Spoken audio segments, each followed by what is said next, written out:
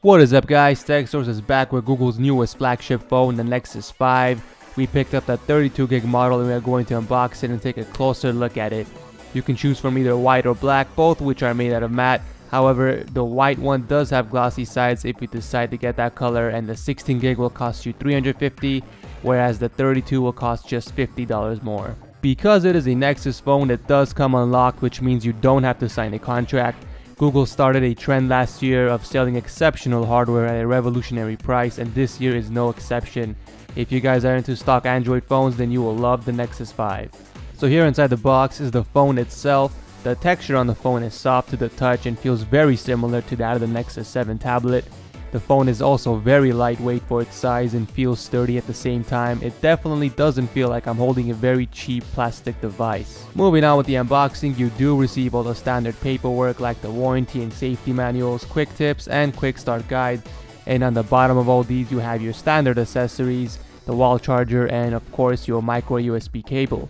The Nexus 5 also supports 4G LTE on a variety of bands, which the Nexus 4 did not have, so that's a big plus. The Nexus 5 is the fastest Android phone we have used so far.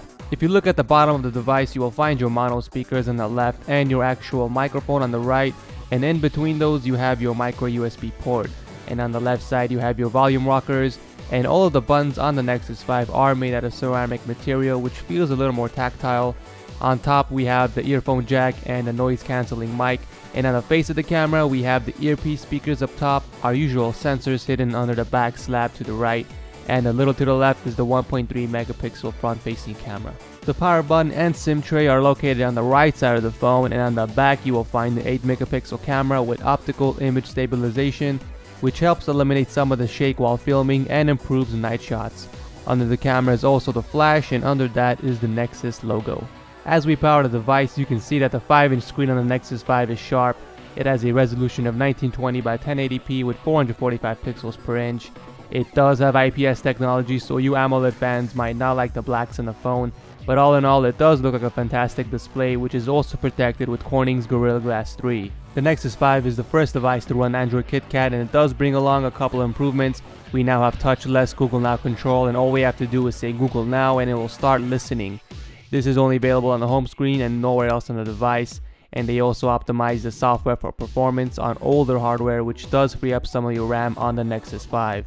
The Nexus 5 also comes with a Qualcomm Snapdragon 800 clocked at 2.26 GHz, accompanied by the Adreno 330 GPU as well as 2 GB of RAM, and it does have wireless charging built in. Comparing this to the iPhone 5s, you can see that it is bigger but not thinner. The iPhone 5s is at 7.6mm while the Nexus 5 is at 8.59, which is fine since it does have a bigger screen. To me personally, 5-inch screens are a sweet spot for me. It's not too big nor too small, it's just perfect. So that wraps up the unboxing and overview. Overall, I was really impressed with the Nexus 5. They did make huge improvements from their last model. It feels and looks great, and the fact that you don't need to sign a contract to buy this phone at a very low price is a huge plus. The story behind the Nexus 5 is more about the software, as Google is making things more user-friendly with bigger icons and more intuitive user interface, which is what I want to see from Google. I mean, if people want user-friendly phones, they automatically go straight to Apple, so if Google starts making stock Android as unified and user-friendly as iOS, then things will definitely change for Apple users. So thanks for watching the video. If you haven't already, make sure to subscribe to our channel. We have a bunch of cool videos coming up with amazing giveaways. This is the TechSource, and we'll see you next time.